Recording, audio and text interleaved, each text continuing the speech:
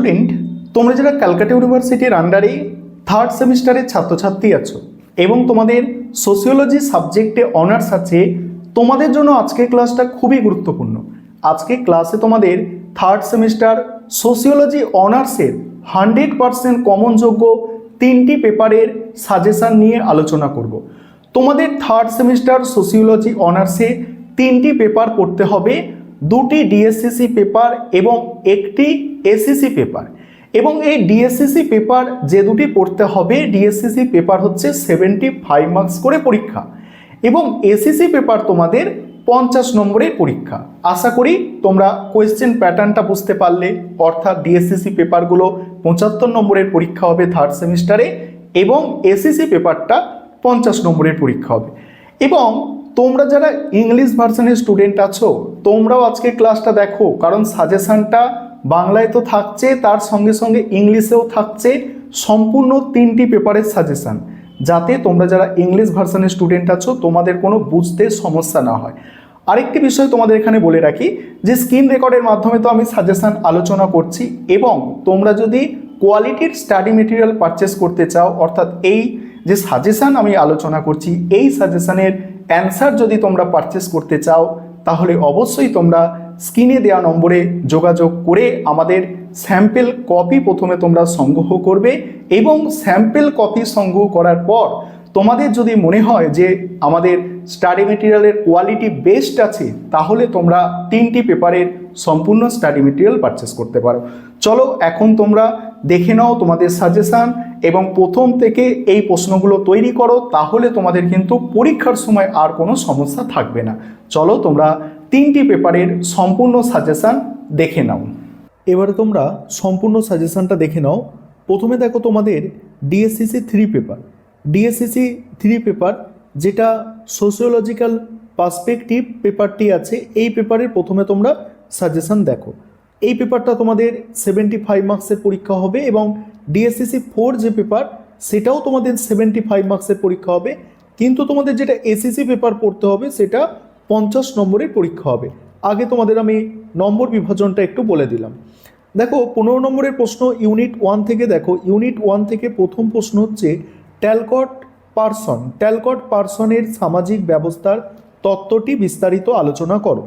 এবং তোমরা যারা ইংলিশ ভার্সনের স্টুডেন্ট আছো তোমরাও আজকে ক্লাসটা দেখো, কারণ সাজেশনটা তোমরা সম্পূর্ণ ইংলিশেও পেয়ে যাচ্ছ। পরের প্রশ্ন আছে দেখো রবার্ট কিং মার্টনের প্রকট কার্য এবং প্রচ্ছন্ন কার্য ধারণাটি উদাহরণ সহ ব্যাখ্যা করো। নেক্সট আছে দেখো সমাজতাত্ত্বিক দৃষ্টিভঙ্গির বহুত্ববাদের অর্থ ও প্রকৃতি আলোচনা করো।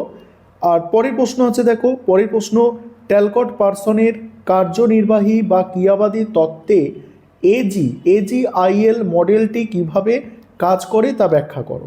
তারপরে রবার্ট মার্টনের বিচ্যুতির সম্পর্কিত তত্ত্বটি আলোচনা করো। এবার এখানে বলি, দেখো এখানে যেগুলো স্টার দিয়ে চিহ্নিত করা আছে এই প্রশ্নগুলো তোমাদের জন্য অধিক গুরুত্বপূর্ণ। সাজেশানে প্রশ্ন আমি এক্সট্রা কয়েকটা রেখেছি, তবে যেগুলো স্টার দেওয়া প্রশ্ন এগুলোই তোমাদের জন্য কিন্তু সব থেকে গুরুত্বপূর্ণ। যেমন প্রথম ইউনিট থেকে তোমাদের 3টে প্রশ্ন করলেই তোমরা এখান থেকে একটি প্রশ্ন কমন পেয়ে যাবে। এবার দেখো 2 নম্বর ইউনিট থেকে দেখো প্রথম প্রশ্ন হচ্ছে রাফেল দেখো ডাহরেনডর্ফ এর আধুনিক শিল্প সমাজে শ্রেণীদ্বন্দ্বের তত্ত্বটি বিস্তারিত আলোচনা করো। ম্যাক্স ওয়েবারের সামাজিক ক্রিয়া সম্পর্কিত তত্ত্বটি আলোচনা করো। নেক্সট ব্যাখ্যাত্মক সমাজতত্ত্ব বলতে কী বোঝো, এর সাধারণ যুক্তিগুলি আলোচনা করো। এই 3টি প্রশ্ন এখান থেকে মোস্ট ইম্পর্টেন্ট। তারপরে যেগুলো দেওয়া আছে দেখো ম্যাক্স ওয়েবারের প্রোটেস্ট্যান্ট নীতি এবং পুঁজিবাদের বিকাশ সম্পর্কিত ধারণাটি ব্যাখ্যা করো। নেক্সট আছে দেখো লুইস কোজারের দ্বন্দ্বতত্ত্বের মূল প্রতিপাদ্য বিষয়গুলি আলোচনা করো। এবার 3 নম্বর ইউনিট প্রথম প্রশ্ন আছে কাঠামোবাদ বা স্ট্রাকচারালিজমের সাধারণ যুক্তি ও বৈশিষ্ট্য আলোচনা করো। নেক্সট আছে লেভি স্ট্রসের কাঠামোবাদী তত্ত্বে আত্মীয়তার সম্পর্ক বা মিথ এর বিশ্লেষণটি আলোচনা করো। নেক্সট আছে দেখো লেভি স্ট্রসের অবদান উল্লেখ করে সমাজতত্ত্বে কাঠামোবাদী দৃষ্টিভঙ্গির গুরুত্ব লেখো। এখানে মোস্ট ইম্পর্টেন্ট প্রশ্ন দুটো। এবারে 4 নম্বর ইউনিট। প্রথম প্রশ্ন, উদারনৈতিক নারীবাদের মূল বক্তব্য, অবদান ও সীমাবদ্ধতা আলোচনা করো। নেক্সট আছে সমাজতান্ত্রিক নারীবাদের মূল বৈশিষ্ট্যগুলি আলোচনা করো। তারপরে দেখো, তারপরে হচ্ছে নারীবাদী সমাজতত্ত্বের সাধারণ যুক্তিগুলি সংক্ষেপে আলোচনা করো এবং সমাজতত্ত্বে এর গুরুত্ব লেখো। নেক্সট প্রশ্ন, মার্ক্সীয় নারীবাদের মূল বক্তব্যগুলি কি আর এটি কি উদারনৈতিক নারীবাদ থেকে পৃথক?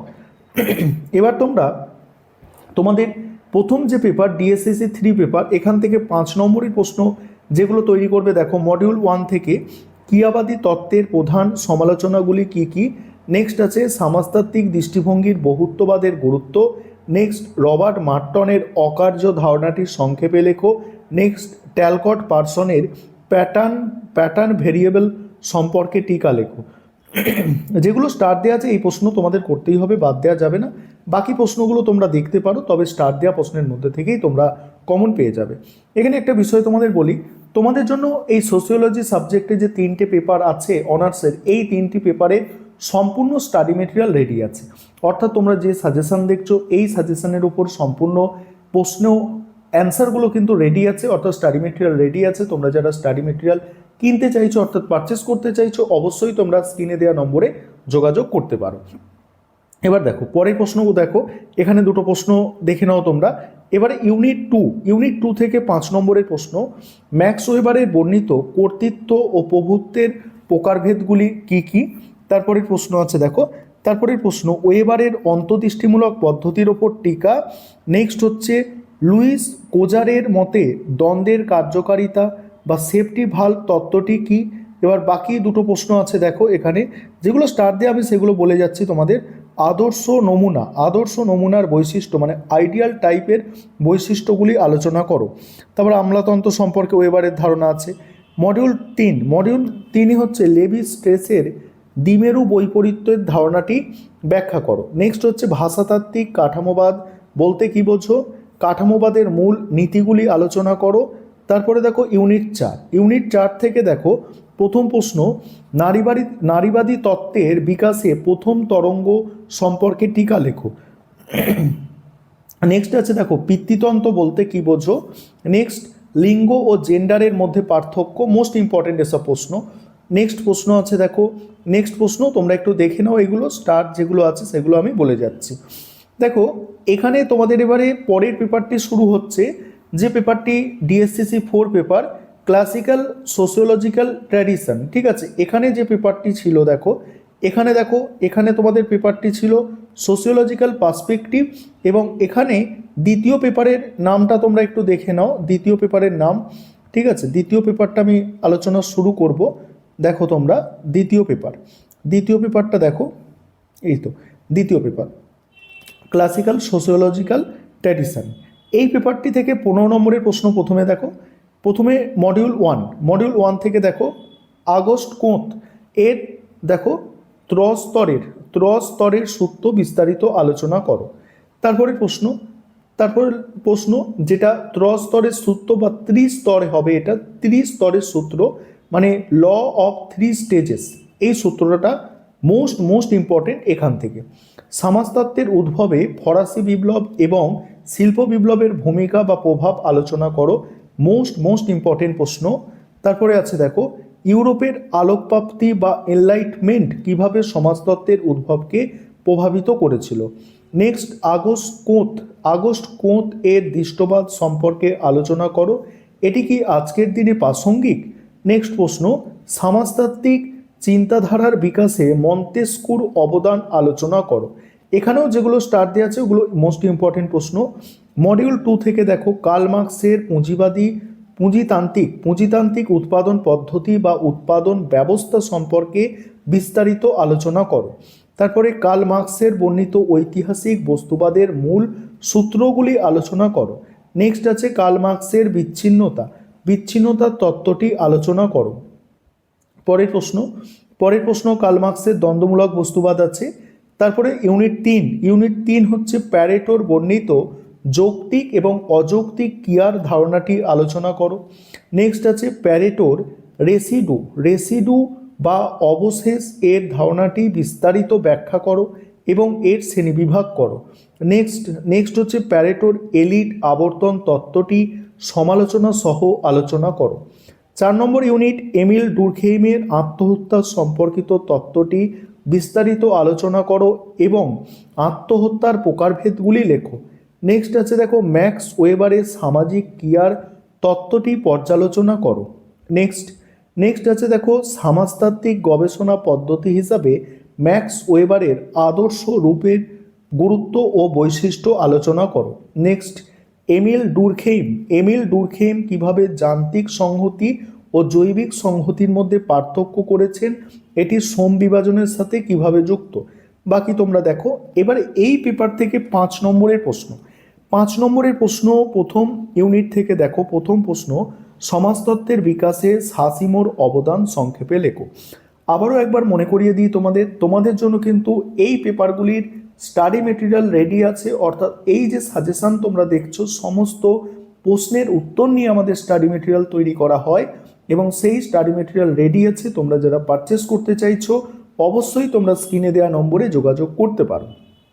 তারপরে দেখো সমাজতত্ত্বের উদ্ভবে মন্টেস্কুর ভূমিকা কী ছিল। পরের প্রশ্ন, আগস্ট কোঁত বর্ণিত বিজ্ঞানের ক্রমবিন্যাস সম্পর্কে টিকা লেখো। তারপরে দেখো বাকি প্রশ্ন যেগুলো স্টার দেওয়া নেই তোমরা একটু দেখে নাও। ইউনিট 2 থেকে দেখো মার্ক্সীয় তত্ত্বে ভিত্তি উপরিকাঠামোর সম্পর্ক সংক্ষেপে ব্যাখ্যা করো। নেক্সট আছে কার্ল মার্ক্সের উদ্বৃত্ত মূল্য এর ধারণাটি লেখো। নেক্সট শ্রেণী সচেতনতা বলতে মার্ক্স কি বুঝিয়েছেন। নেক্সট নিতেজে শ্রেণী এবং নিজের জন্য শ্রেণী, নিজেতে শ্রেণী এবং নিজের জন্য শ্রেণী মধ্যে পার্থক্য কী, ঠিক আছে। অর্থাৎ মোস্ট ইম্পর্টেন্ট এটা প্রশ্ন, ক্লাস ইটসেলফ এবং ক্লাস ফর ইটসেলফ এর মধ্যে পার্থক্য, এই ইংরাজিটাও আসতে পারে যে ক্লাস ইটসেলফ এবং ক্লাস ফর ইটসেলফ এর মধ্যে পার্থক্য করো। তারপরে প্রশ্ন, দান্দিক বস্তুবাদ এটা আছে। তারপর ইউনিট 3 থেকে দেখো এলিটের আবর্তন আছে। তারপরে প্যারেটোর ভ্রান্ত বা অযৌক্তিক ক্রিয়ার বৈশিষ্ট্য। নেক্সট আছে প্যারেটোর তত্ত্বে ডেরিভেশন বা উদ্ভূত বিষয় বলতে কি বোঝানো হয়েছে। দেখো 4 নম্বর ইউনিট এবার দেখো এমিল ডুরখেইমের মতে সামাজিক ঘটনার বৈশিষ্ট্যগুলি কি কি। নেক্সট নৈরাজ্যমূলক আত্মহত্যা বা পরার্থপর আত্মহত্যার উপর টিকা লেখো। নেক্সট ম্যাক্স ওয়েবার বর্ণিত কর্তৃত্ব বা প্রভুত্ব এর প্রকারভেদগুলি সংক্ষেপে লেখো বা আলোচনা করো। এবার বাকিগুলো তোমরা একটু দেখো। এবার আমি তোমাদের যেটা 3 নম্বর পেপার অর্থাৎ শেষ যে পেপার আছে SSC 3 পেপার, সেই পেপারের সাজেশান নিয়ে আলোচনা করব। এখানে দেখো তোমাদের এই পেপারটা 50 নম্বরের পরীক্ষা হয়, প্রথমেই বলেছি আবারও একবার মনে করালাম। ইউনিট 1 থেকে দেখো প্রথম প্রশ্ন, পাঠ ও পঠন বলতে কি বোঝো। একটি একাডেমিক টেক্সট পড়ার বা পাঠ করার বিভিন্ন কৌশল বিস্তারিত আলোচনা করো। নেক্সট আছে দেখো নেক্সট প্রশ্নগুলো দেখো তোমরা ইউনিট 2 থেকে স্টার দেওয়া প্রশ্ন দেখো একাডেমিক রচনার গঠনশৈলী বিস্তারিত আলোচনা করো। উপাত্ত বা তথ্য বিশ্লেষণ বলতে কি বোঝো। একাডেমিক লেখায় তথ্য উপস্থাপনের গুরুত্ব ও পদ্ধতি আলোচনা করো। দেখো আমি স্ক্রল করে যাচ্ছি, দেখে নাও। 3 নম্বর ইউনিট থেকে মোস্ট ইম্পর্টেন্ট, তথ্যসূত্র নির্দেশ বলতে কি বোঝো। সমাজতাত্ত্বিক গবেষণায় ব্যবহৃত বিভিন্ন ধরনের সাইটেশন শৈলী সম্পর্কে বিস্তারিত আলোচনা করো। এবার দেখো তারপরে বাকি প্রশ্ন দেখো, অনুবাদ ও উদ্ধৃতির মধ্যে পার্থক্য। 4 নম্বর ইউনিট দেখো 4 নম্বর ইউনিট গবেষণা প্রস্তাবনা আছে। দেখো এই প্রশ্নগুলো তোমরা দেখে নাও, যেগুলো মোস্ট ইম্পর্টেন্ট স্টার দিয়ে চিহ্নিত করা আছে। আর আবারও বলছি তোমাদের জন্য স্টাডি মেটেরিয়াল রেডি আছে, তোমরা চাইলে পারচেস করতে পারো। এবারে দেখো 5 নম্বরের প্রশ্ন এই পেপার থেকে যেগুলো তোমাদের করতে হবে, আমি স্ক্রল করে যাচ্ছি, দেখে নাও তোমরা। ইউনিট অনুযায়ী একদম সাজেশান তোমাদের জন্য করে দেওয়া হয়েছে এবং স্টাডি মেটেরিয়ালও রেডি আছে। তোমরা যারা স্টাডি মেটেরিয়াল পারচেস করতে চাইছো এই সাজেশানের ওপরে তোমরা যোগাযোগ করতে পারো।